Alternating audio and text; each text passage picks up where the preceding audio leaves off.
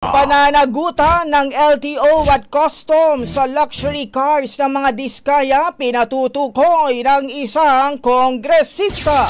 Brigada Haji Caaminio, ibrigada mo! Brigada Live Report! Iginiit ni House Committee on Public Accounts Chairman Terry Ridon na kailangan tukuyin ng Independent Commission for Infrastructure o ICI ang posibleng pananagutan ng mga opisyal ng Land Transportation Office at ng Bureau of Customs.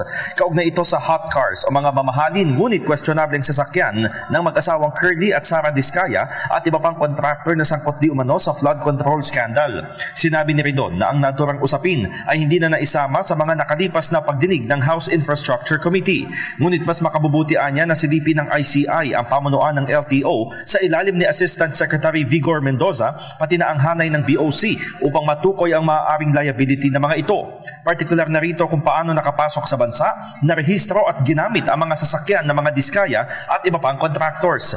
Una na rin iniutos ng Department of Transportation o ng DOTR sa LTO na mag-report ukol sa naging proseso ng pagrehistro sa mga sasakyan ng mga diskaya.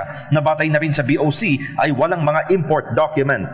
In the heart of changing lives, ako si Brigada Haji Caaminio ng 105.1 Brigada News FM Manila, the Music and News Authority. Ang bahaging ito ay hatid sa atin ng Fast Relax. Tanggal ang sakit, ora mismo.